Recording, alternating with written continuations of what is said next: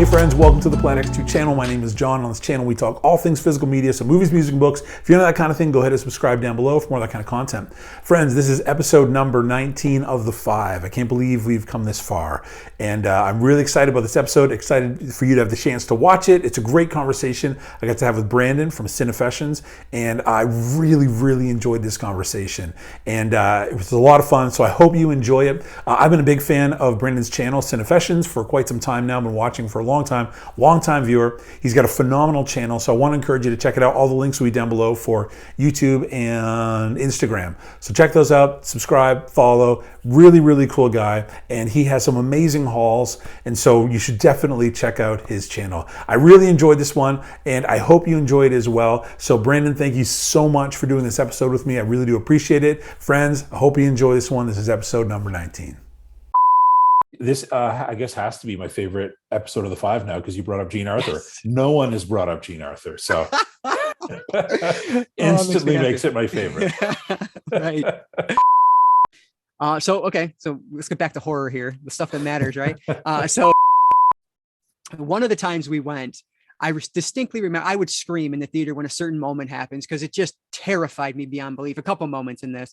I remember walking out, and my friends always make fun of me for this still to this day.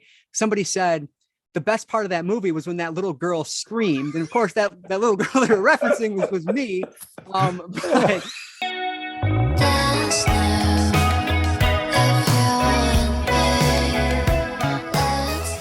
Hey everybody, thank you so much for joining us for this is episode actually number 19. So we are almost at 20, and I want to say a huge welcome and thank you to Branden from Cinefessions, who's here for episode number 19. So thanks for joining me, man, for this conversation. Hey, thanks, John. I am super excited to be here.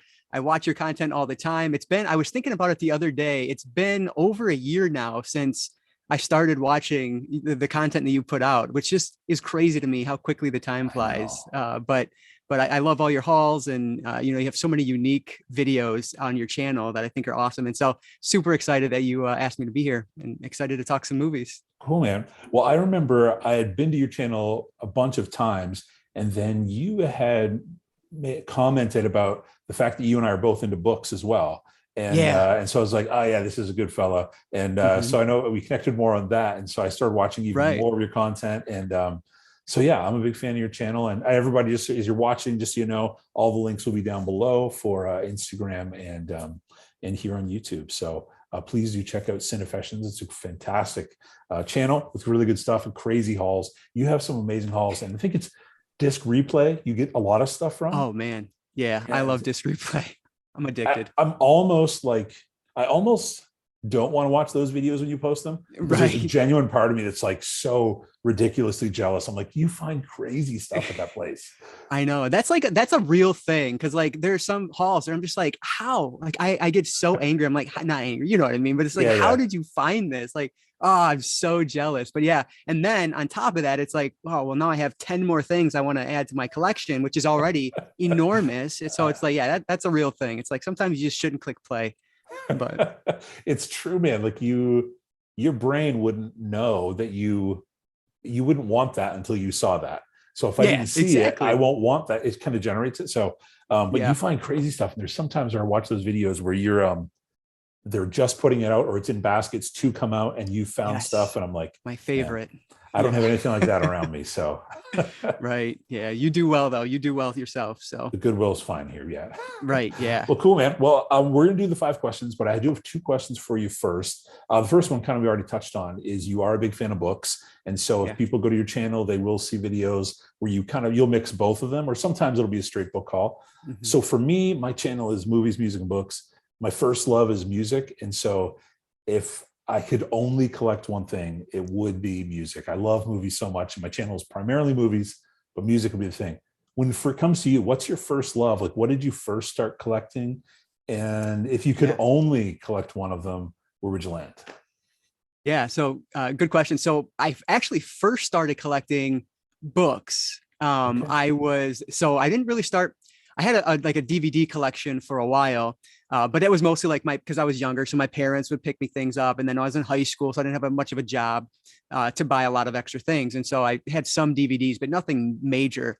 And I actually worked at a golf course when I was 16, and he happened to be a big movie guy. And he was the owner of the golf course, super rich, like had this giant movie theater room with just tons and tons of DVDs. That was the best you could get at the time. And so I don't know, like, I guess that just seeped in. I was like, man, I want something like that. Like, I want all these movies. But I didn't start with them. I actually started with books when I was in grad school. There was like a local used bookstore that was just stacked, and like you could get books that now you can't find thanks to like the paperbacks from hell. So like they're super hard to find now. Like I was able to find those books then, not realizing that like, in 10 years, these will be worth, 5 times what they are now. We don't collect for value anyway, right? It's just interesting to note. So I started with books. And so I had a big book collection. I was running out of space on my bookshelves that we put up. And then we moved, and toward the end, like moved back to where I'm at now. And toward the end of that time, I started getting into Blu-rays quite heavily, and specifically started learning about the Criterion Collection. So that's what really got me into collecting. And then from there, it just snowballed. I still obviously have a ridiculous amount of books. But my first collecting was books. But if I could only do one, I would stick with my movies at this point. I just don't I read a lot, but I would say probably like 75% of what I read is through audiobook while driving. Okay. So I have a huge physical book collection, but most of my reading comes through audiobook. So it's like, it doesn't make sense. And so I need to purge that down a little bit. So if I could only do one, it would be movies. And frankly, we're we're hoping to move soon. And that's when it's really going to hit you, like how much junk you have. And so I'm really thinking like, I need to get rid of a lot of these books, but so that's the answer. I would do movies if I could only do one. All right, cool. And you mentioned Criterion. You did participate in the sale. I was watching your videos. Yep. I'm already excited for November. Are there titles that you're already thinking about for November? I was thinking the other day, I had some that I was thinking of. I'm not going to say the name right. Okja. I don't know how. That newer one. I didn't realize that was a Jake Gyllenhaal film, which he was in that movie, which I didn't realize until this last time I went. And so I definitely want to grab that one in November. At least that's what I'm thinking of. And that one's on 4K. I know I really want to grab the Beatles one. Is it not Help? Which I'm talking about, the one that's on 4K. I'm really thinking about grabbing that one. But in terms of new releases, I haven't really, I don't really know offhand. Like I would need to go and look through. But I know you have some that you were excited to pick up in November. So this month in August, Buck and the Preacher with Sidney Poitier comes out this month. And then Cary Grant, I think it's October, Arsenic and Old Lace. So yes, that's so right. those are just two. Announced that. Yeah, that's awesome. But I always have a list that's constantly going. Yep, absolutely. Yeah, and that reminds me of the October. There was a couple horror announcements in there as well, and there was like I want to say an Asian horror film of some sort that I'd never heard of before. That sounds really interesting, and so that's one I'll definitely want to get in November as well. But I'm terrible. Like my memory's awful, so like I don't have names to spout out. But no, I have everything's on my phone. Exactly. I have a horrible memory.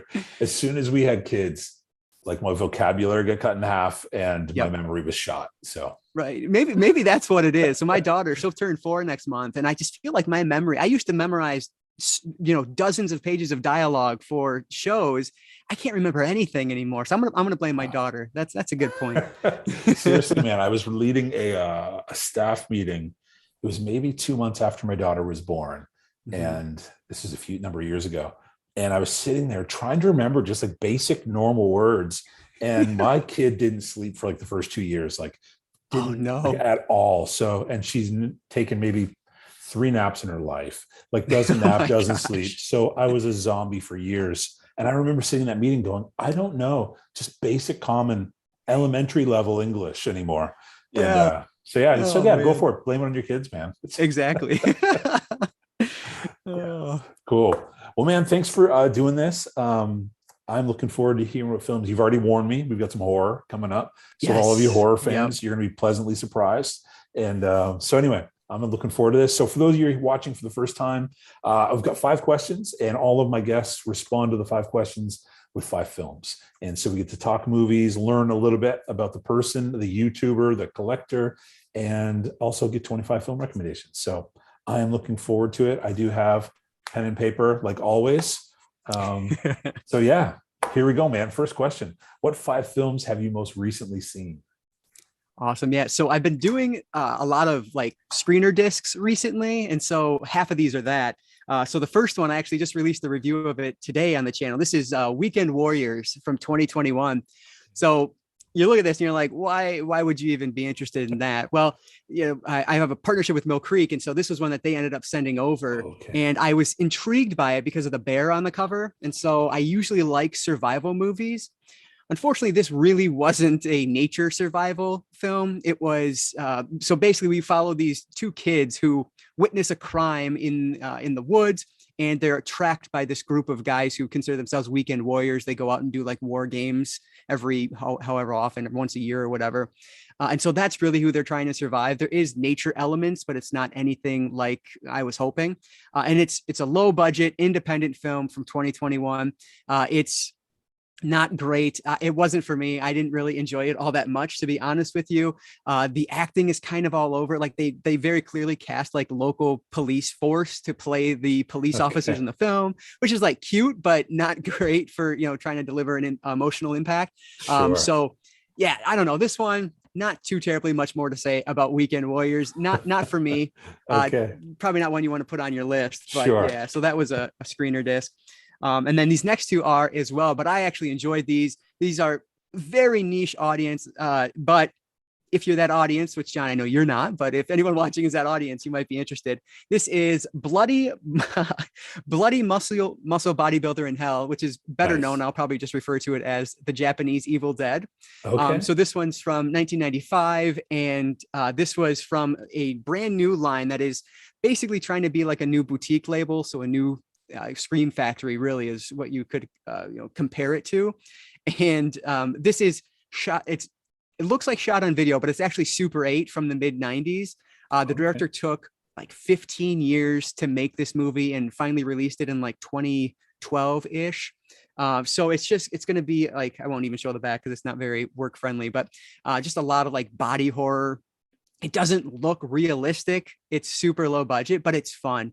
Like tons of stop motion, and it just looks like silly, but it's goofy and fun. And so I had a good time with it. It's not a good movie by any stretch of the imagination, but one that I'm glad to have in the collection, I guess I'll say, because I like schlocky stuff like that. And is it primarily a horror label?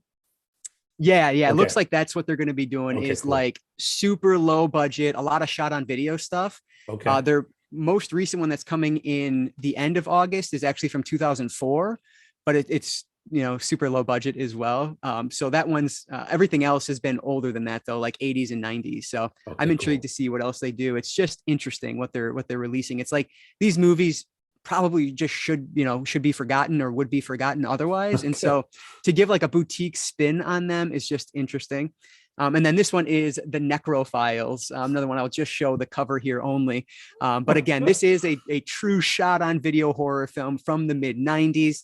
The director, it's actually his 3rd film, and he was filming on 16 millimeter, but it was so expensive. And at the time, shooting on video was kind of coming in vogue and was looking a lot better than it had previously. And so they ended up trying an experiment by shooting this one on video. This one is basically this person gets resurrected by this like cult essentially, and he's going around trying to find more victims. He comes back as a zombie, so he's trying to find more victims as he goes. And it's just like super trashy, very, body horror, again, just lots of blood and gore. So again, most people are not going to like this one, but this is one that it was fun. It was stupid and bad, but I admire like these movies. They're not great, but like still someone put their heart and soul into these. Absolutely. And so I admire him for it. Like, they know this isn't going to be, something major, but they still spend a lot of time on it. And, I'm sure they made a little bit of money off of it too, which is good for them. So just a lot of passion behind these types of films, which I appreciate. So, yeah, I was talking to Stephanie at Movie Chatter last night, and she was saying, and I've heard other people say it, the horror fans really do. If it wasn't for them, there probably would be no physical media. Because they just purchase so much. Like they really are such a huge force in the physical media world. So you're right. Those films, while it may not be for everyone, they are for a significant chunk of the film collecting community. So yeah. No, that's a great point. Yeah. And that's the other reason, like, I want to support this Visual Vengeance label, because they're just doing things that other companies aren't. They're taking risks, and that, again, just appreciate it. So I was really excited to talk about those. But so then I'm going to make a complete shift here to something completely different, boutique label items. But this time we're going to go to Criterion. Okay. And we're going to talk, which one am I going to talk about first? Let's talk about this one first.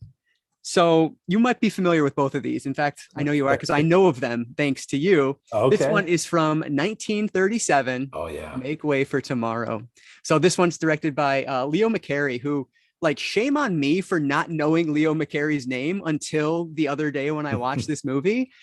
Because what interesting career that guy had. Just watching some of the special features on here, his connection with like McCarthy, with like all the McCarthy trials and everything. And it's just fascinating. Definitely recommend the special features on here. But like, you said this was a sad movie. Like, oh my gosh, I cried buckets. So wow. This, like, I don't even know where to start with this one. Basically, you know what it's about, but just for anyone watching, it's these older couple who they're losing their house in their retirement years. I think they're in their 70s, and one of them has to go live with one child and then another one with one of their other kids, and so they're separated. And it's just basically about how they're coping with that and what's going to happen with them.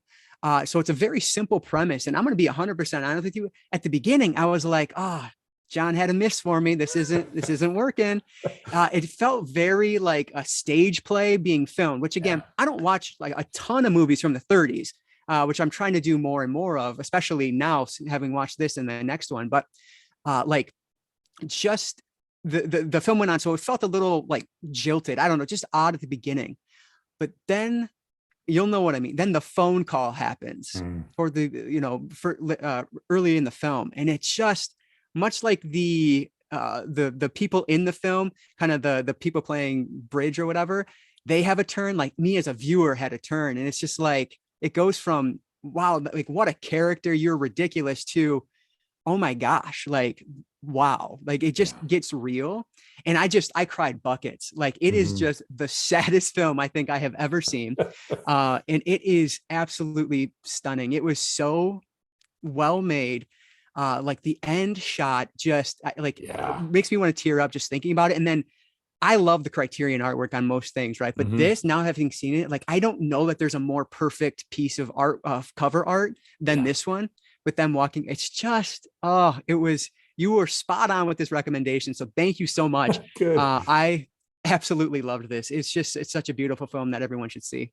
I agree, man. I was thinking when I was watching it, I was thinking about my wife and I. Like, we've been married now for 23 years. And so we married a while, and that's the future though. Like, one day we will not be able to do what we're doing, and we'll have to face some challenges. And then I have parents who are, in their 60s, mid 60s. And like, I'm looking at them, and like, it made me think, like, am I loving them as best as I could be right now, and caring for them, and empathizing with all the changes that's going on in their lives as they enter into retirement.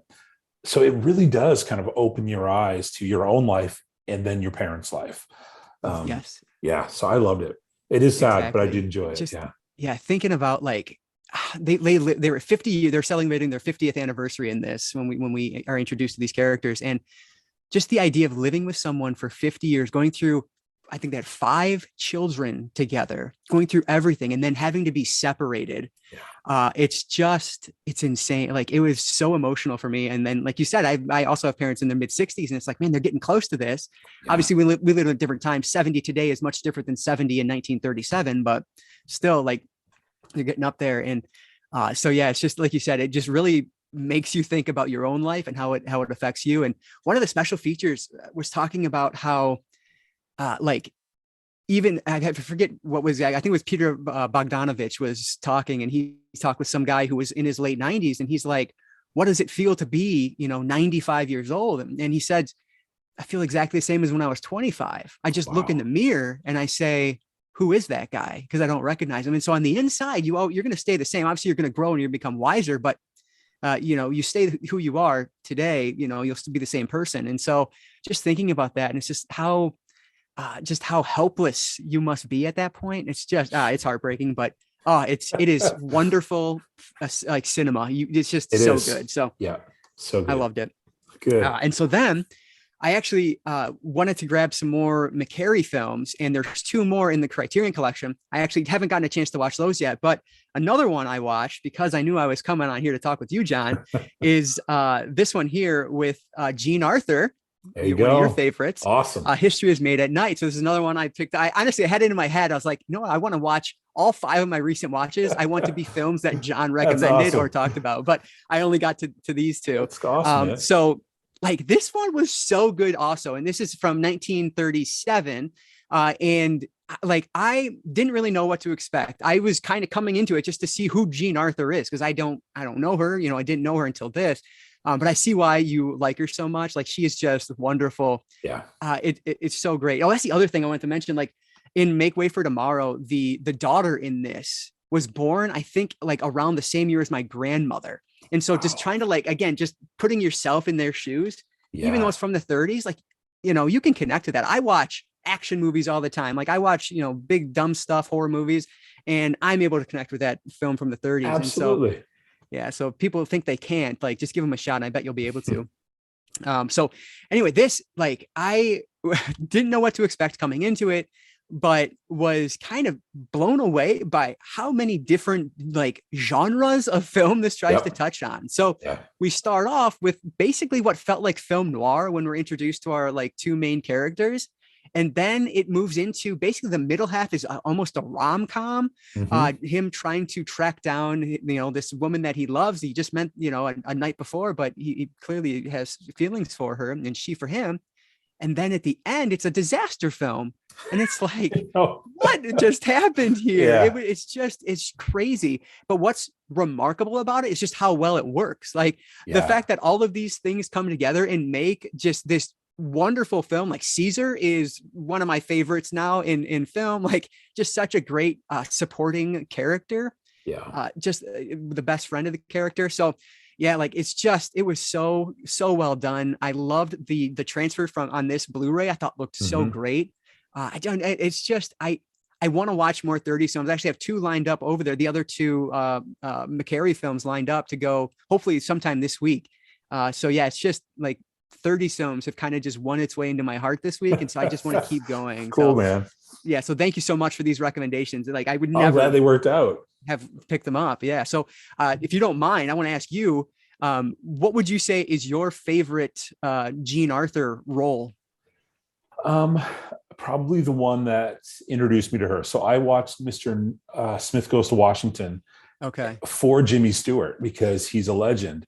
And so I bought that one, and instantly I was so taken with Jean, because what I love about her is in the 30s and 40s, even the 50s, women were kind of like, they were almost seen as secondary to the men. Like, they're not as strong, they're not as powerful, they're not as upfront. They're the decoration beside the man, and they're lesser than almost. Jean is so strong, her comedy, her drama. And so in Mr. Smith Goes to Washington, it wasn't Jimmy Stewart and Jean Arthur's in the film. It was like, she was equally as powerful in her performance, in her comedy, in her drama. And I was just taken back by, while she is a beautiful actress, she's a strong actress. She's a comedic actress. She's a dramatic actress. And I love that about her. I think that was so different than how I'd even seen women portrayed in the 30s through the 50s. And so I literally went out, man, and I bought, there's only 3 films of hers in her release filmography I don't have. And they're on like a alpha DVD, so a super low budget DVD. Gotcha. Yeah. So I'll pick them up eventually, but they just haven't been high on the priority. But I would say Mr. Smith Goes to Washington. Check that one out. It's got some funny stuff. It's got her being comedic, not full on comedic, but it's there. And Jimmy's amazing. It's a Frank Capra film. So it's, I think it's number 29 on the AFI's 100 Greatest American Films. So I'd recommend that, but I'm super excited to watch it. And that one, you mentioned the artwork. I didn't like the artwork for History is Made at Night when I got the film. Oh yeah. And then I watched it and I was like, this artwork is amazing. Yeah, absolutely. I know it. It really is. It's just like, that's the thing with Criterion. It's like, you can look at them and you think, wow, either in this instance, you thought I didn't like that. But usually when I look at them, I think, wow, that looks awesome. And then you watch the movie and it's like, this looks even better. Like it just, it makes more sense. And so it has more of an impact. So definitely a good call there. Because isn't it like a pamphlet? Like, isn't it like a passport inside of that or something? It is so cool. Yeah, it is. It looks like a cruise brochure. Yeah. And opening it up and it has like, the map on the back. Like it's a really cool idea. So I think it works really well. They did a great job. Well, man, those are great. This, I guess, has to be my favorite episode of the 5 now because you brought up Jean Arthur. Yes. No one has brought up Jean Arthur. So instantly makes it my favorite. Right. Well done. Man. Cool. It can only go down from here. All right, man. Question number 2 is, what 5 films do you have your earliest memories from?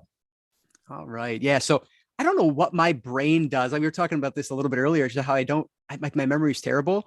And so like, I remember watching a lot of films when I was younger, but like specific memories tied to them, I lose. I don't know why. And I think it's just when I'm thinking about it, because I knew these questions were coming. So I'm actively trying to think of movies, and it's like, I can't think of anything. Like I'm an idiot. I don't know. So the 5 I was able to come up with, fortunately, I was able to remember some. So first one here I have to talk about is E.T.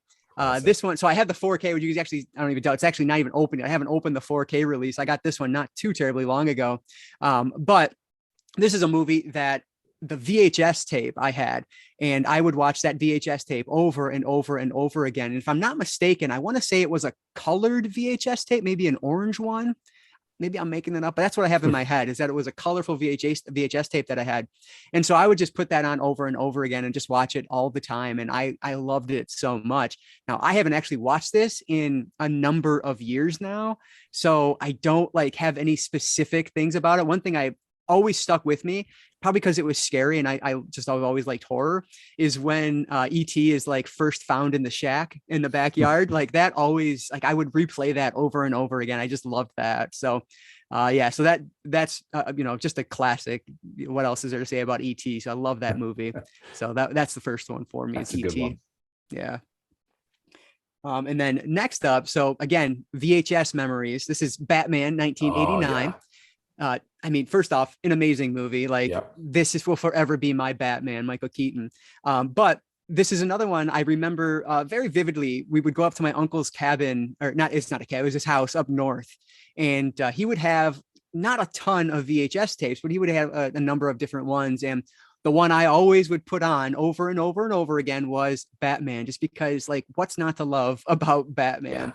Yeah. And so this is one that, thinking back, it's this is one I have to talk about because it's such a great movie, and just the impact it has. I always tie it to my uncle's house whenever I'm thinking about watching it. So it's nostalgic too, which is always cool. And it's so great. Actually, I haven't even showed it yet. It's over there to show, but I just upgraded to 4K, the whole Batman collection. So I'm excited to upgrade this and give him another watch, because it's been a little bit of time since I've seen Batman also. And Jack's Joker, Heath is Heath and Joaquin. I think Heath probably is my favorite, but I think both of them were unbelievable. But Jack, I put right up there too. I love. Yeah. There were some goofy moments, but there was some really intense. Wait till they get a load of me, when he says that line. There was still some really tense, scary Joker moments. Mm-hmm. So I thought the film was amazing. I loved it. So good. Yeah, the Joker role has always been done so well, and I think because Heath Ledger and Joaquin did it so well that we just forget about how great it was previously. So I agree. I'm with you. It's hard to pick a favorite. Joker was one of my favorite films I've seen in recent years. I loved it. I know it's very divisive. I totally get that, but I was a huge fan. So yeah, I think he was great in it too. But yeah, it's just, Joker seems to be a role that gets played very well. They cast it very well, fortunately. They do. But cool. So the third one here, another one. I have not seen this in so long, but it's one of my first memories I have. This is representative of Teenage Mutant Ninja Turtles 3, Turtles in Time.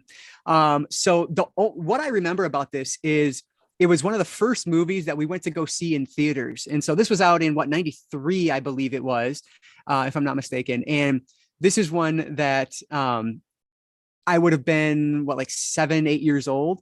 And so going to see it in theaters was a big deal at the time because it would have been one of the first ones I'd ever gone to see. And my sister was 3 years old. So frankly, in my head, she was there, but like, you know how memories are, you just change things and they're wrong all the time. So yeah, this is, I remember going to see this in theaters and just absolutely falling in love with it. And of course, from there, just watching, the original and the sequel all the time.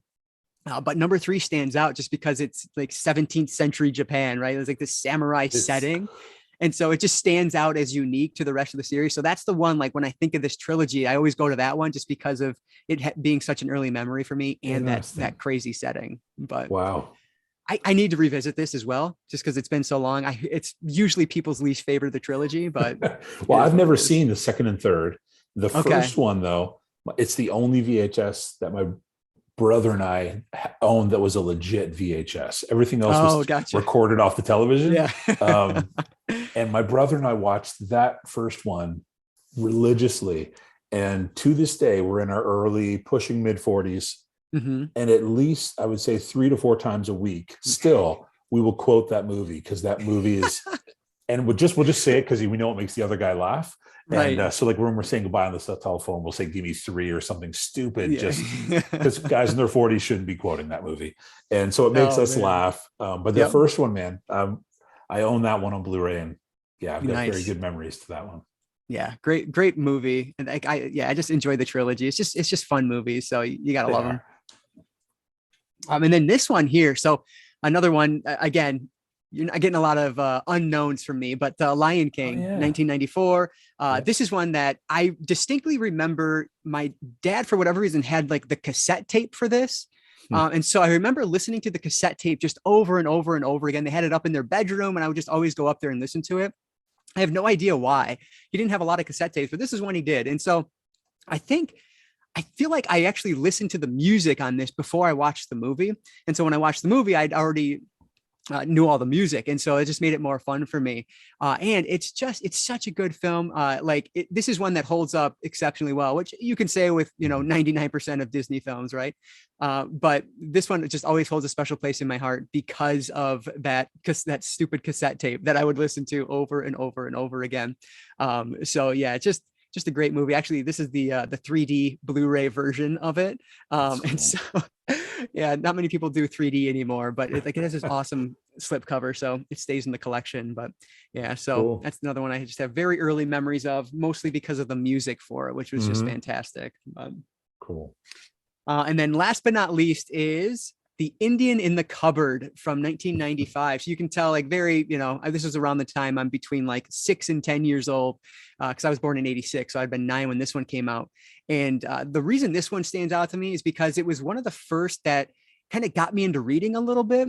I watched the movie and then found out, this is based on a book. And so then I had, rented the book from the library, and I would have my dad, because whatever reason, I would always have my dad or my mom read to me at night going to bed. And so they would always read the Indian in the Cupboard books to me. And so this is one that basically the Indian comes to life. If you've not seen this, there's this magical cupboard that the Indian statue goes in. You open the door and the next day he's alive. And so it's like tiny little figures that come to life, and anything you put in the cabinet will come to life. And there's actually a whole book series on this. It's like 4 or 5 books, I want to say, about like the cupboard itself. And this is the only adaptation made, but just a fun movie. One that actually I do need to upgrade. This one came out on Blu-ray relatively recently, so I do need to upgrade it. But Indian in the Cupboard is just another one that I think holds up really well. It's super cute. The effects on it are actually pretty remarkable for a 9-year-old watching it at the time, because you just have these tiny little, computer affected creatures talking. Like it's just fun. So this is number 5 for me, is The Indian in the Cupboard. Great picks, man. Those are awesome. Yeah. Great, like childhood classics. Yeah, exactly. Those are good. Yeah, and I don't think anyone's brought up Turtles. So whenever I do have a conversation with someone, they bring it up, I do let my brother know, and he and I have a good laugh because it's such a ridiculous movie and we love it. Exactly. That's awesome. Cool. Well, question number 3, what 5 films have had the greatest impact on you? It can be emotionally, your worldview, world perspective, life perspective. Yeah. Cool. Yeah. So first up has to be the movie that got me into kind of horror films. Now, adult horror films, I guess, because I always loved Goosebumps. I would, go to Target and get the latest Goosebump book for like $2 every month. But Scream from '96 really got me into the horror genre, just as a, more the adult films as opposed to, the kiddie Goosebumps horror. This is the Steelbook, which I should have opened because it glares. But yeah, so this is one of my favorite horror films. And the impact it had on me was just that, like, it really introduced me to horror. Now, mind you, I was 10 years old, so I probably shouldn't have been watching this. I'm sure I don't remember where I first watched it, but I know it wasn't in theaters. I probably watched it at like my uncle's house or something without my parents knowing, because that's what kids do. And just it scared me when I was younger. Obviously, it doesn't scare me anymore. It's just like I appreciate the dialogue in this. I think is so good. And the more horror you watch, the more you can appreciate what they're doing with Scream. And so that I just like it is one of those films you can watch over and over again, especially as you get older, because you just know more, you understand more what they're referencing and things like that. And so this kicked off my love for not only the Scream trilogy, but just slasher films in general. Obviously 97 would be I Know What You Did Last Summer. And I remember seeing the sequel to that the following year in theaters. Like at that point, I was finally starting to go to the theater and see things, and I just became obsessed with all things horror. So I often credit Scream as my first real horror film, and that got me kind of obsessed with the genre at this point. Nice. Well, Have you seen Scream? Yeah, I was going to say, well, I'm Okay. not a horror guy at all. I have seen Scream, and I Know What You Did Last Summer. I remember when those came out. Nice. Yeah, Yeah. they were just big culturally at the time. And Yep, so exactly. I did see those too, yes. Very good. Yeah, I love it. So this next one is actually not representative. I'm using this to represent the movie, but this is the film is Ju-on, The Grudge from 2002. This is actually the 2004 remake. But Okay. I just realized before filming that I don't own the original in my collection, which just blows my mind. So I'm gonna have to correct that very soon. But yeah, so this is another one. You're going to see a lot of these I'm going to talk about are from like the mid 2000s, because that's when I was in high school. So I had a lot of time to watch movies. And this is Ju-on is, I can't say 100% that was the very first film I watched with subtitles, but it was the first one I ever seeked out on my own, fell in love with it because I thought it was terrifying, and then would go back to Blockbuster and just keep renting, Japanese or Asian horror film after Asian horror film. It's really what made me realize that, like, just because there's subtitles, that shouldn't turn you off. Like, subtitles are totally fine. I can read, so I'm good. And so I say that this had an impact on me simply because it introduced me to the world of foreign cinema, which honestly I don't think I had done much of prior to that, especially on my own. And so because of that, it was very special to me. And 2002, The Ring had just come out, and I was utterly obsessed with The Ring. And so that's what made me realize, there was an original Ringu. So I got that one. And then Ju-on I actually got first because it just looked interesting. And then they did the Grudge remake, which actually I don't even like this movie all that much. The one with Sarah Michelle Gellar. I really love the original. There's so much subtlety to it. And I think that's more maybe of a cultural thing. They rely on the audience to just understand things a little bit better than maybe we do here. But it's just like a really well executed horror film. Some moments in there that if you're not paying attention, you might miss them, which always just is amazing to me. And so, yeah, just the reason I now am, willing to watch foreign films is because of Ju-on the Grudge. So cool. That one is number 2 on my list. That's the Criterion Collection was for me that introducing me to foreign films. Yeah. I think it was Ikiru was the first one I purchased, Japanese film. And initially I was like, this is going to be a chore. And then it just opened the doors wide open to such phenomenal film that was out there that I never would have gotten into if it wasn't for the Criterion Collection. Right. Yeah, that's awesome. Yeah. And that's, the Criterion has introduced me to so much. So many things that I wouldn't watch now if not for Criterion. So I'm so just thankful that I've discovered them over the years. So number 3 here is from 2002 also. This one is Bowling for Columbine, directed by Michael Moore, of course. Obviously, this is going to be a very divisive film, which I respect that. Michael Moore is incredibly divisive as an individual. But this is one that I remember like watching in high school at the time when it was released. And it's really like Columbine is one of the first things that I can remember having like an impact on me, because I was around 10 years old, 10, 11 years old when it happened. And so I remember watching that on the news, and then just like, you know, how that changed so many things. And then years later, seeing this while I was in high school, watching this for the first time was so effective. And it made me realize that documentary filmmaking is so much more than a lot of the stuff you see in school.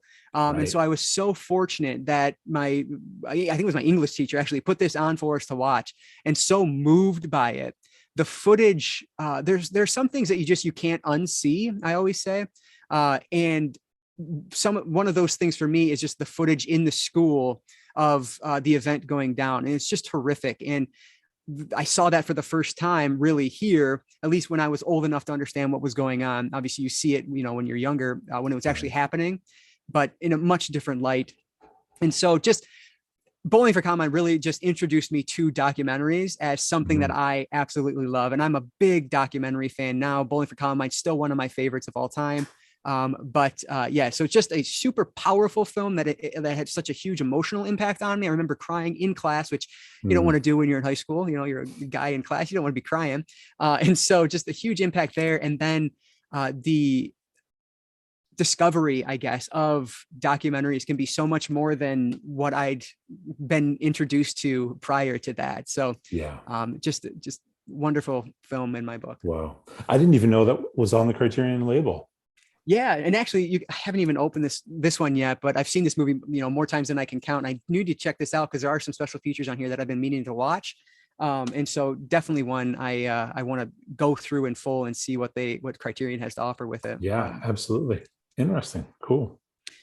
So let's get back to horror here, the stuff that matters, right? So from 2003, this is the Texas Chainsaw Massacre, and this is the remake. So again, 2003, I am in my junior year of high school. So it's just a time where you can be impacted a lot, right? And this is the reason I will always give remakes a chance, because this movie just blew me away when I watched it in theaters. It is just like incredibly gory, and the special effects on this are insane, bloody craziness, and it goes full throttle, right? This was the time when the torture era was kicking off. And like, that's, again, not proud to say it, but like, I love those films because that's what I was watching when I was in high school. So it's just nostalgic to me. And this was the one that's like, I will always watch a remake. I have no problem with them doing remakes. Would I like more original stuff? Of course, but they're going to go where the money is. And so, and this is the reason why I will always give remakes a chance, because this movie was so just powerful to me in theaters, just how in your face it was, how it just didn't hold a single thing back. And it was unlike much I'd seen up to that point, because we were getting into this new era of film, which a lot of people consider a very poor era in horror films. But again, it's an acquired taste. So yeah, Jessica Biel was just fantastic. And again, like, you know, you're in high school, so all this is working on, you know, on so many different levels. And I love this movie, and I love the original. Don't get me wrong. It's a fantastic film. Which one do I like better? I don't know. That I respect both of them so much. I actually even read a book about the making of the original Texas Chainsaw Massacre, written by Gunnar Hansen, and who played Leatherface in the original film. And so like, I just have even more of a respect for what they went through as filmmakers in that movie. And so I don't know which one I like more, but fortunately I don't have to choose. Like, they're both available and fantastic. So yeah, I love Texas Chainsaw Massacre, and it really Platinum Dunes kicked off that remake boom, which I love, and I know most people hate, but yeah. So for me, I'm weird. I love it. But I have not seen that one. So yeah. I don't know if you would enjoy it as much as I did, but if you're feeling froggy one day, sure. So the last one here is from 2004, and this is Eternal Sunshine of the Spotless Mind. Just one of the most beautiful films I've ever seen. And talk about an impact. It is one of the films I remember. Once it ended, I went right back to the beginning and played it again. Like, and I would just watch it over and over again. I always say on my channel, I'm not much of a commentary guy, but I watch this with the commentary track. Like, it's just, I wanted to see those images more. And I actually didn't even watch this one when I was in high school. I watched this one back in like 2010-ish, I guess it would have been. 2011, I guess it was. I was getting ready to teach a film 102 class for when I was in grad school. And so I was trying to watch all these different films, things I wanted to talk about in the class. And this was one of them. And just the impact, the writing on this is absolutely phenomenal. The idea of like being able to get rid of a memory that's negative is so fascinating. And the way that the characters interact with each other through like these flashbacks and everything, it's so moving. And I honestly, I can't remember if I saw this or the Truman Show first, but I think Truman Show. But even in Truman Show, Jim Carrey, he's still comedic, right? He's doing Jim Carrey faces, right? But in this one, this is a whole different Jim Carrey than I was used to. And because of this, like, I love seeing normally comedic actors play in serious roles. I think of this one, and I think of something like a movie I'll talk about in a little bit, but like Will Ferrell in Adaptation. Is it Adaptation? Is that what I'm thinking of? I'm drawing a blank, but just so many different roles where it's like they're typically comedians and that's what you think of them as, but then they do something on the complete opposite side of the spectrum and you realize, oh my God, like this is such a talented individual, which you can appreciate just on a different level. And so, this is just, it's a beautifully written film. The direction is phenomenal. The cinematography, just the way this movie looks and moves and feels is just made such an impact on me. So this is one like I could watch over and over again. I'm actually very mad at myself because I'm holding the Blu-ray. This just came out on 4K like 2 weeks ago. It's sold out on Amazon, so I can't get it. I wasn't sure if Best Buy was going to have it in stock on the day of release because I wanted to just go pick it up and have it. They didn't, and I waited too long. It was gone. So I actually was looking earlier and I can order it now, but it won't come in until like 2 weeks from now. So I'm like, oh man, but I do have to get it because I need to revisit it on 4K. And there's a lot of new special features on there from Kino also that I want to see. So yeah. Have you seen Eternal Sunshine? I have, yes. It's been a long time since I've seen it. And I'm super thankful. Kino is killing it lately, the last few months, especially bringing out titles either that were on the Criterion label that they're doing 4K transfers of now, or just bringing stuff out that has never gotten a release on Blu-ray. So Kino's, they're killing it as a label. So I was excited when they put that out. Yeah, and they're doing Passive Glory, which comes out, a week or two now. And that again, Criterion, thank you, Criterion, introduced me to that one. Just a remarkable film. I was just so taken by that. And so that's one I'm excited. I wish there was a little bit more in terms of the special features because there's like nothing. There's like a trailer and then one commentary track. So that's a little bit disappointing, but I do have my Criterion release this, for my special features at least. Right. So yeah, but excited for that one too. Cool. Another great list, man. Question number 4. What 5 films do you consider to be underrated films? All right. So this is one, like I kept swapping out films because I feel like there's so many. And then I think to myself, well, so here, the distinction I always have, or a problem I always have, is distinguishing between underrated and just under discussed, I guess, because something like, something like Zodiac from Fincher, I feel like that one doesn't get talked about nearly enough anymore. One of my all-time favorites, but is it underrated? I mean, no. Like if you look at Rotten Tomatoes, you look at IMDb, Letterboxd, like it's rated highly as it should be, but I just feel like it doesn't get talked about nearly enough. And so I often mistake underrated for under discussed. And so I was trying to correct that as I picked these ones. But so first one here is another comedic actor playing a serious role. This is 1 Hour Photo with Robin Williams. And this was a movie I remember going to like this art theater here in the Detroit area, Metro Detroit area. And this was the movie they happened to be playing. I went with like one of my best friends in high school and her mom, who was like the person who got me into true crime. I'm a big true crime reader these days. And she was the reason why. And so she was interested in this. She heard about it some way, somehow. And I remember looking through the newspaper, trying to find like what times and where it was showing. And it was very limited around here on where it was showing. So we went to this art house theater to see this. And I was so just taken aback because this is not the Robin Williams I'd ever seen previously. He is just genuinely creepy and does it effortlessly. Like, Robin Williams is such a treasure that we lost much too soon. And this is just another great example of that, just in terms of his, his professional life. So with this one, he's playing this person who develops photos, and he becomes obsessed with one of his clients, and it becomes this like stalker situation, which just escalates and escalates. He's kind of an oddball, so he's treated in a certain way. So, I mean, there's so much going on with this one. But Robin Williams' performance it's my favorite of his, or one of my favorites of his. And I feel like, I don't really hear people talking about this one too much. And maybe I'm just in the wrong circles. But this is one I feel like just needs to be discussed at any chance. We actually did when I was doing my podcast way back when, this was one we talked about in like an underrated arc that we did. I love this movie, and I think it deserves a lot more love than it gets. Rob Williams, you're right, was obviously he was a genius comedian, but that guy could do anything at all. I think like Good Will Hunting, he is the standout for me. Like, he is the whole movie for me. I love him. I still need to see Good Will Hunting. That's one I still haven't seen. Yeah. He brings me, speaking of crying buckets, when he does, there's certain scenes in that film where he just wrecks me. So good. Yeah, you'll love it. I'll add it to the list. I got to check it out. All right. So next up, this one's from 2005, and this is big dumb action movie, but one that I don't think gets appreciated nearly enough. This is Hostage with Bruce Willis.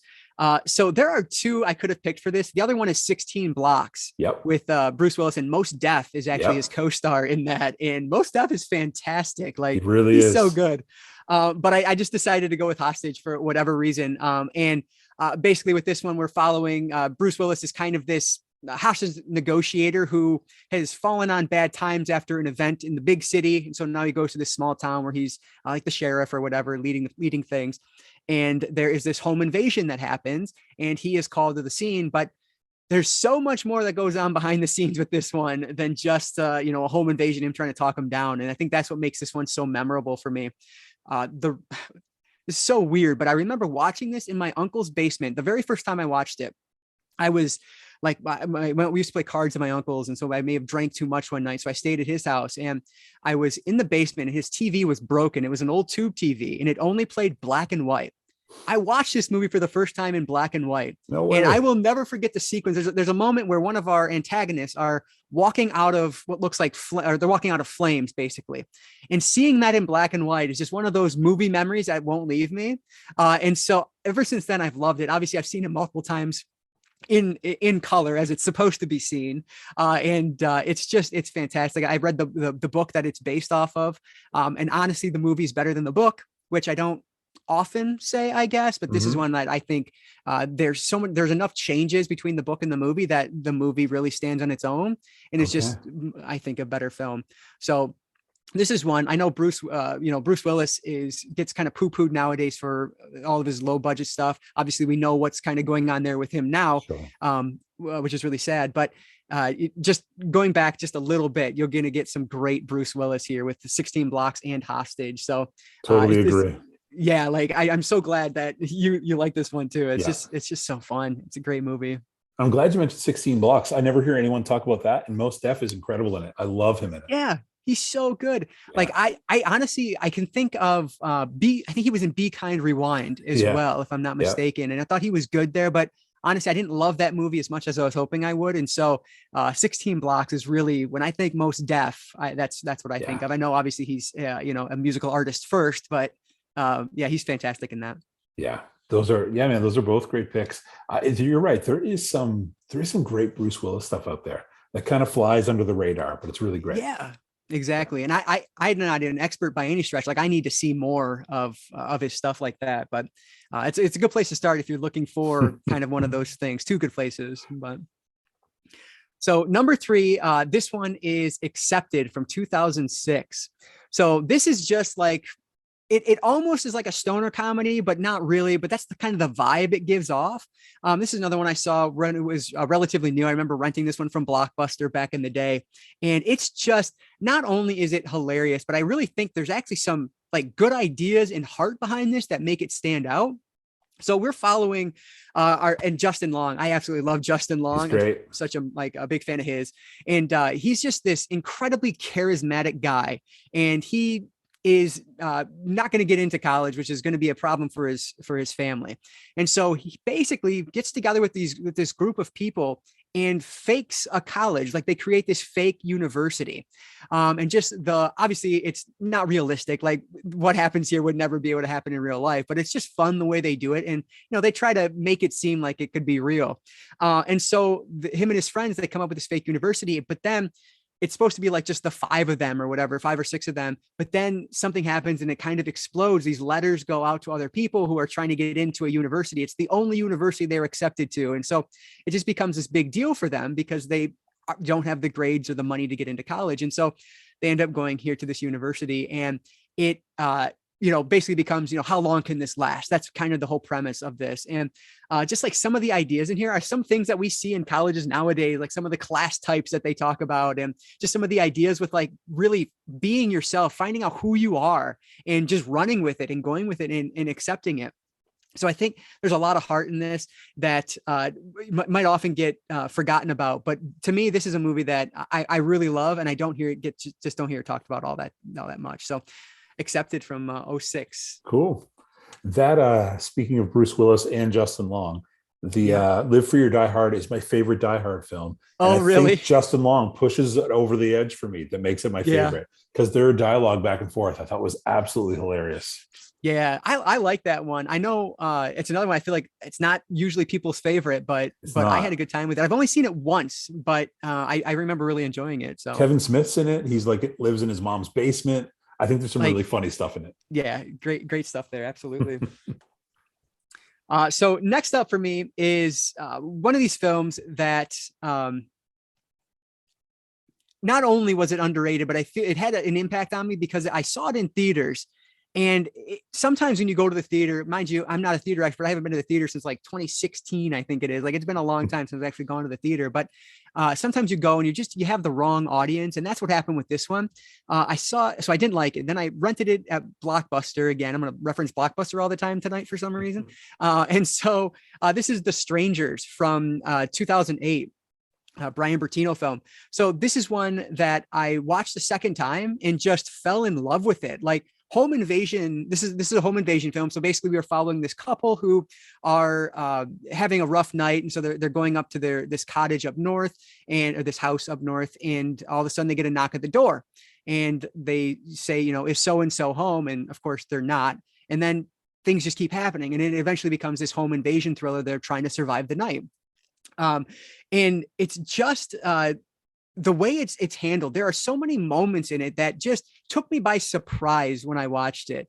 And whenever you can take me by surprise with a horror film, I'm paying attention. And so this is one of those movies that this one, I think, obviously now it has a Scream Factory release. So it is appreciated more now than it was in the past. But it's just one of those movies that I feel like no matter how highly others rate it, I feel like it needs to be higher. Like it's one of my all-time favorites in terms of the home invasion genre, which of the horror subgenres, home invasion, I had to put, if not at the top, very close to the top, because that's what scares me. There's not a lot of horror movies that scare me, and that's not really why I watch them. It's, just for everything else involved in it. But home invasion, that's what I had nightmares of when I was a kid, where bad guys in the backyard with, weapons. That's what really gets me. Well, I'll say that. And then I don't know what it is about ghost stories. Like sometimes if there's a lot of jump scares, that gets me too, but this gets me in a different way. And so, yeah, this is just a movie that I cannot recommend enough. There's a sequel to this as well. The Strangers Pray at Night. Everybody hated that movie. Frankly, I probably should have picked that one over this one because talk about underrated. That one is it gets so much hate and I don't understand it because I loved it so much. Cool. Like the use of color, just kind of the insanity. It's this, but it's cranked up to 11 type of deal, just bonkers. And so those two movies together, I think just make a really fun home invasion double feature. I love them. So cool. The Strangers is going on my list.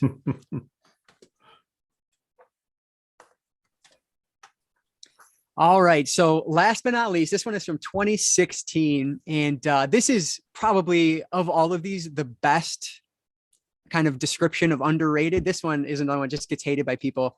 Suicide Squad, the David Ayer version. And I know people just hate this movie. I saw it in theaters. I really enjoyed it. But then over the years, everyone's saying, oh, it's so bad. It's so bad. It's so bad. I was thinking, like, did I miss something? Was I wrong? Like, maybe I didn't like this as much as I remember me liking it. But then I watched it again. I think it was last year I watched it again on 4K, and I realized, no, I was right. This movie is fantastic. Like, it's just a fun, big, dumb action film. Like, I love the cast in this. Margot Robbie, of course, is the standout to me. Like, her Harley Quinn is just perfection. Sure. And then Will Smith, I think, is great in this as well, which is a little taboo to say nowadays. But like, you know, on a professional level, he's just fantastic in this. And then even the supporting cast, like the rest of the Suicide Squad, they don't play nearly as big a role, but what they do have, I think, is just a lot of fun. And there's enough there that distinguishes them from one another enough that it works for me. Is the villain a little weak? Yeah, I could see the villain being a little weak. It's not my favorite superhero film of all time, but it's just different than a lot of the superhero films we were getting at the time. And it just really stood out to me. And just Margot Robbie, like, just took me by storm. So I love this movie, and I know that it just doesn't get any love at all. But no, man, I agree with you. I actually really enjoy that one. That's awesome. And I agree with you 100%. It was the weakness of the villain that was the biggest downfall. And then the second would be Jared as Joker.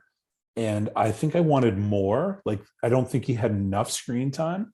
I think he was on screen more. And then also, if it was the Joker from the Justice League, that new cut, if it would have been that Joker in there too, that would be like an all-time favorite superhero film for me.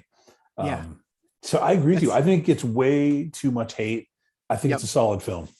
Yeah, I totally agree. I found the novelization. I have a relatively large novelization collection, and that's one of them. And it is like a super thick book for a novelization. Usually they're a little on the shorter side. This one is huge. So I definitely have to read that, because I'm curious what that adds, because this is one of those movies that went through a lot in production.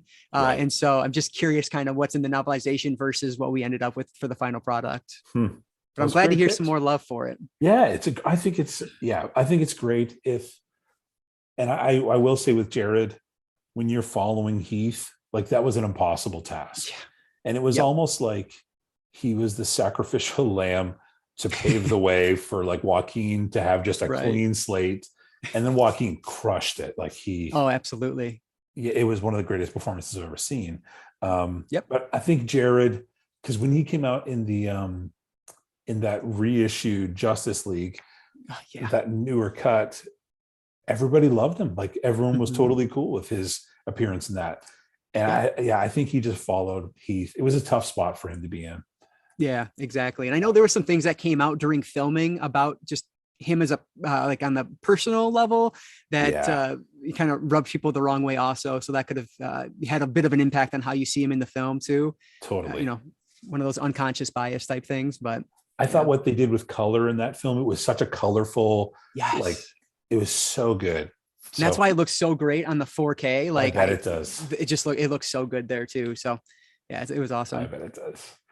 All right, man. Well, this is the last question. Number 5. What 5 films bring you the most joy, hope, and laughter? They put a smile on your face. All right, this is another one. Like, I just kept switching out. Like, do I talk about this one, that one? So the first one I don't have represented just because it's up in this big box set above me. But it is Planet of the Apes from 1968. Cool. So not the Wahlberg version, but the original. And this is a movie. I don't know exactly what it is, but it's just the first time I saw it, I was so smitten with everything that was going on in that movie. Just the idea of, like, apes being able to be, like, evolve that much to kind of take over was and is frankly still fascinating to me. And then, like, Charlton Heston's just classic lines, Dr. Zaius, like, just remarkable characters that make me like happy whenever I watch it. It's just one of those movies that I can watch over and over, and it never gets old. And it's a longer movie too, but it doesn't feel like it. And I love the sequels as well. So I have the whole big box set above me, but it's like wrapped in other things, and so I didn't grab it. But like this is one I cannot believe this has not had a 4K release yet. Like I need a Planet of the Apes box set on 4K like yesterday. I just think like with how it's filmed, it'll look amazing in, you know, the 4K format. So I hope we get that one day. But yeah, Planet of the Apes is a classic. Another one where I read I relatively recently read the book that it's based off of. And there are so many differences. And another one, I'm going to put the movie over the book. I think the book is good and I respect it for what it did, but for my money, you just can't beat the film.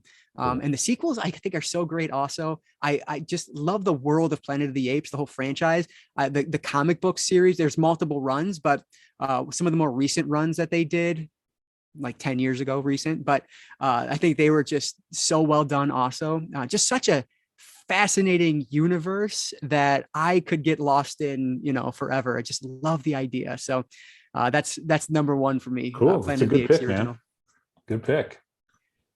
And then, so I mean, what's not there to say about Star Wars Episode 4: A New Hope that hasn't already been said? So you're probably looking at this thinking like, what in the world is that? So I own the 4K box set, the Skywalker Saga, and so as another one I didn't want to bring down with this camera. I didn't know if it'd all fit in there, so I just grabbed my despecialized edition. So you might be familiar with this, but if not, basically this was a fan-made version of the original Star Wars. It is on Blu-ray. So basically what they did was take the best aspects from the Blu-ray versions and combine it all together with the best available aspects from the non-special edition version. So the like theatrical cuts, because obviously, as everybody knows, they added in a bunch of CGI. Lucas added in a bunch of CGI effects into the original Star Wars films and everything. And so this takes all of those out to try to preserve the original theatrical experience as best as possible. This, of course, is a bootleg release. Like this is not anything that you can go to the store and buy. I got this years and years ago on Blu-ray, but I printed out like the case for it and everything just so I had it. But a really cool version. Now, I'm gonna be 100% honest. Like I have no issues with the special editions of Star Wars. They're not anything I really grew up with. I didn't watch the first film until, you know, much after the fact. I probably watched the special edition first, frankly. So I have no issues with it, but it's just cool to have this because you would have to assume Disney, they love money. Like eventually they're going to do something like this, but you know, if and when. So yeah, Star Wars, this is a movie like when I'm bored at night, I just want something on in the background. Like I can put on Star Wars because it's just like, you know, what's going to happen. You know, all the story beats. And it's fun to watch. It's just one of those films that never gets old and is always a blast to watch. So yeah, again, not an unknown film by any stretch, but one that definitely has, you know, just makes me happy to watch. So definitely. You're right. It's got to, at some point, the fan base is so enormous. And the Star Wars purists, there's such a huge crowd of them. They have to release it eventually because people will buy it instantly. It'll be a huge seller. You're talking, I mean, they're literally leaving money on the table. And like for George Lucas, maybe that's fine. Maybe he doesn't care. But like for the conglomerate that is Disney, like you'd have to think they'll just throw enough money at him where he says, you know, I'd be an idiot to refuse. And I can't not see those editions ever being released. I just can't. Yeah. But who knows? Wow. So next up for me, back to the horror realm here, 1978's Halloween, John Carpenter. So this is a movie, another one of the original slashers that really got me into that genre. Of course, like I said, Scream was number one for me, and I watched all the newer things from the 90s at that point first. But then when I went back to this, I really enjoyed it. And this is one that like I've seen literally more times than I could possibly tell you, but I appreciate it more every single time. I watched this 4K release last year from Scream Factory, and it looked stunning. And again, I just pick up more things that I didn't catch the first, 100 times around or whatever it is, or just appreciate them in a different way. Donald Pleasance in this, Dr. Loomis, is one of the greatest characters in all of cinema, as far as I'm concerned. His dialogue, it is so corny and just kind of goofy, but his delivery of it is just absolute perfection in my eyes. And I know you watched this one recently. I did, yeah. And it didn't scare you, which I totally get. Yeah, like, you know what I'm saying? Like, it's just one of those films that even though the dialogue shouldn't work, it should be goofy, and it is, but it's just, there's so much respect with these actors at this point, and just it's so enduring and endearing to me that I love it. And I think some of the deliveries in here are just absolute perfection. So I don't know what else to say. This is just one of those films that I am obsessed with. Like, it's just as good as it gets when it comes to the horror genre for me. And John Carpenter is one of my favorites. I could have had The Thing on here as well, another of my favorite Carpenter films. You asked me what's better, Halloween or The Thing? Again, tomorrow I might say something different than I say today. It's just, I'm glad I have both of them available to me because they're both masterpieces. So, well, and Stephanie, we talked about that movie last night, and again, I'm not a horror guy, but I was, 15 minutes into watching it, and I was like, it was so clear why this is so highly regarded. I was watching a DVD version of it, and I was still like this. It was so clear and obvious why it's such a highly regarded film, why it's the perfect film to watch like as soon as the fall hits. Yes, absolutely. That artwork on the cover is gorgeous. Like, it's so, So as soon as you watch it, you realize, this is a classic for a reason, and everybody's right. Yeah, exactly. Another one, I don't know why I keep talking about the novelizations, but there's another one I read the novelization actually this year. And so it just gives even deeper appreciation because there's later in the series, they go into kind of more occult like things. Okay. And that's actually introduced in the novelization of the original film, is some of this occult like things. And so it's just fascinating how it all ties together. And it just gives me even a deeper appreciation for Halloween. I love it. It's fantastic. Cool. So next up here is one from my childhood. This is from 1995. This is Heavyweights. So to me, like, this was everything. So I was always a big guy growing up. I was these guys back then, and frankly forever. And so going to fat camp, I never did it, but it was like, that's something I would do. And this one is just hilarious. And I didn't realize it until much later, but this is actually a Judd Apatow film. It's really? Written by Judd Apatow and Stephen Brill. And so that's like probably why it's so good. Like, I love Apatow films nowadays, and I didn't know until relatively recently that I loved him even when I was younger. Like, he's just talented. He does the type of comedy that I enjoy. And so, like, this is just absolutely ridiculous. It's about this group of kids that go to fat camp, as they refer to it. And then the camp gets bought by, why am I drawing a blank here? Oh my gosh. Like, how do you forget Ben Stiller's name? Oh my goodness. I totally drew a blank for a second. The camp is bought by Ben Stiller from like this old couple who were super fun loving and everything. And that's why people loved going there. And he's this fitness guru who's trying to create this fitness tape to sell. And so he's going to turn all these overweight kids into these, fit kids. That's his goal. And it's just absolutely absurd. Like, he has this ridiculous voice. The supporting cast around him is absurd. Like the camp counselors, everything about this is over the top, but it's so much fun. And again, being these kids when I was at that age, it was so sentimental to me, especially towards the end, as things kind of, take the turn toward the final resolution. So Heavyweights is just an all-timer for me. Like, it is hilarious. It is filled with heart as well. I watched it over and over again because I connected with these characters so much. So cool. That's why Heavyweights has to go on my list. It's one that just makes me feel good. I love it when I do these 5 conversations, and a film's brought up that no one has mentioned, and that is one that no one has mentioned. So I'm super excited that's on your list. 1 out of 25 ain't bad. So that's good. You've had a bunch of them that haven't been mentioned. So this was good. Yeah. Awesome. So then the last one here, just one of my all-time favorites that needs to have a 4K release yesterday. This is M. Night Shyamalan's Signs from 2002. This was a movie that, like, I don't often see movies multiple times in theaters. Now, obviously, it's a little bit different in high school. I saw 2 movies multiple times. This one and The Ring, I went to go see multiple times.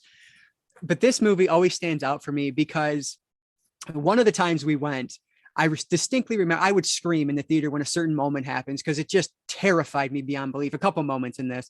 I remember walking out, and my friends always make fun of me for this still to this day.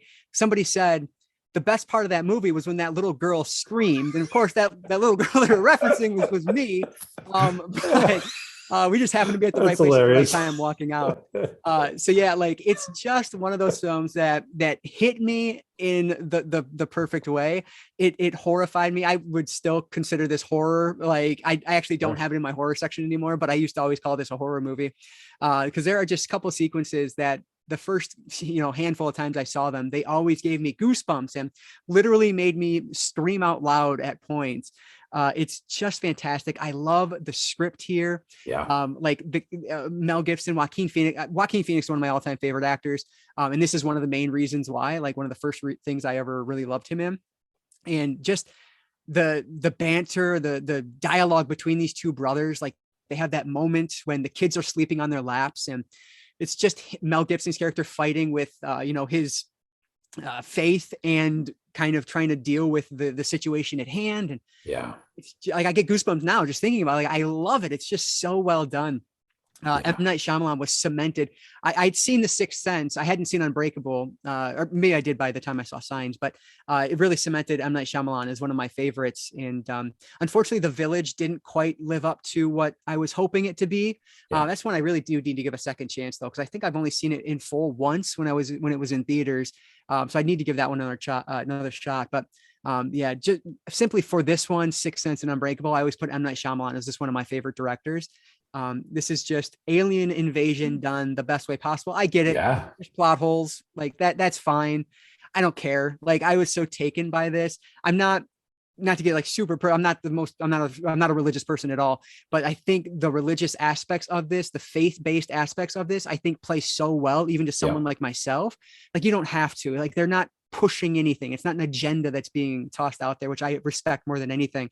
And so it's a wonderful film. One of my all-timers. Like, I just, any chance I get to talk about Signs, I'm going to take. Yeah. So, yeah. Signs is going to be my last one. Nice picks, man. I totally agree with you. That film, I remember watching it. I grew up watching X-Files. So you're talking alien invasion. I'm in.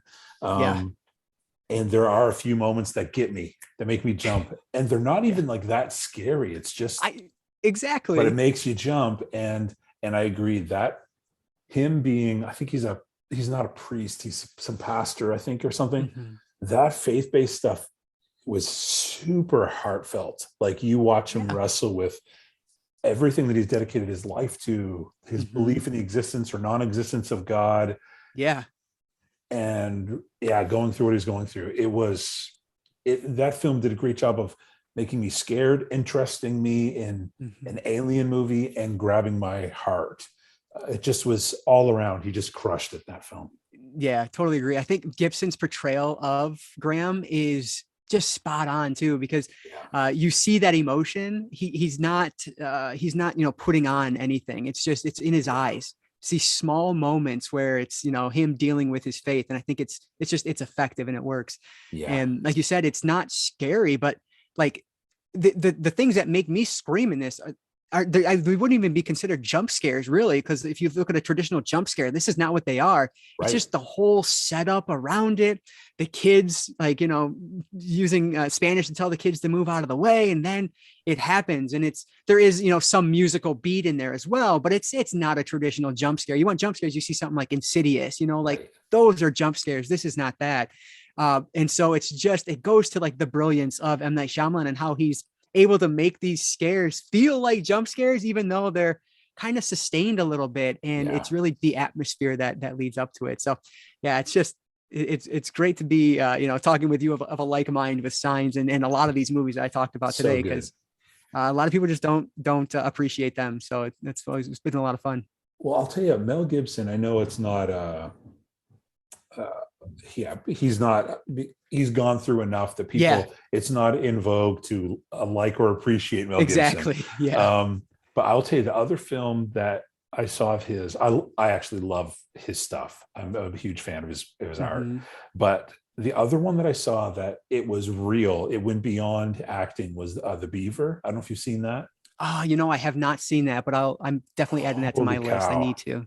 It will floor you. So I watched an interview with Jodie Foster, and the day some of those tapes came out about him, that with his, I don't know if it was his wife or his girlfriend at the time. Yeah. He was on set filming his closing scenes, And so when you watch The Beaver, I don't know where the line is between what he is going through in his real life and the film.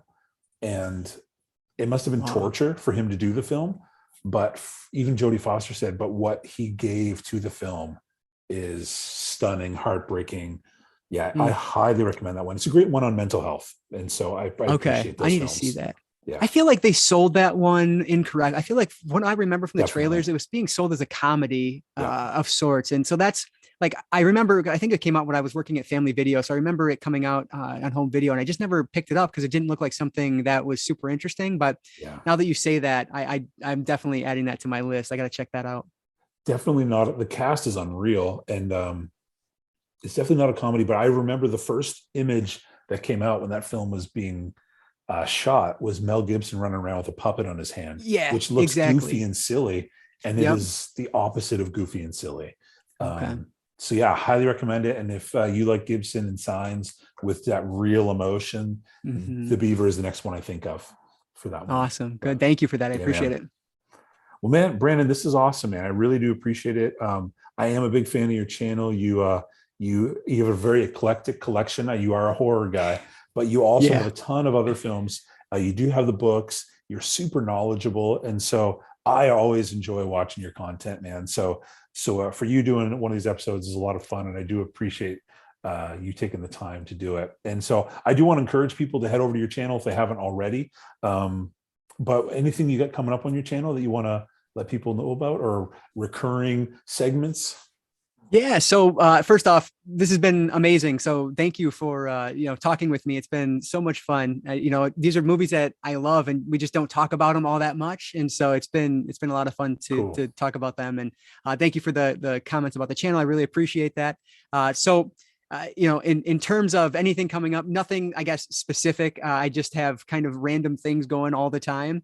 I'm so like, I post 3 videos a week, but like, and I've done it for like 2 years now. I just don't know how, because I so like, the night before I'm like, okay, what am I going to film tonight? Not always, obviously, but sometimes. And so, I have a Criterion vlog that'll be coming out. I did one more trip to Barnes and Noble the Friday before they closed. And so I'm going to be talking actually about one of the movies I talked about here, and then 2 more that I'll be vlogging through, just my thoughts on those. So that'll be coming in the coming days here, coming weeks probably. But that's about it. But yeah, much like you, like I just love media. And so I love talking about all things media, like, books, movies. I talk some video games. I have a whole video game thing planned coming up here because I bought so many recently.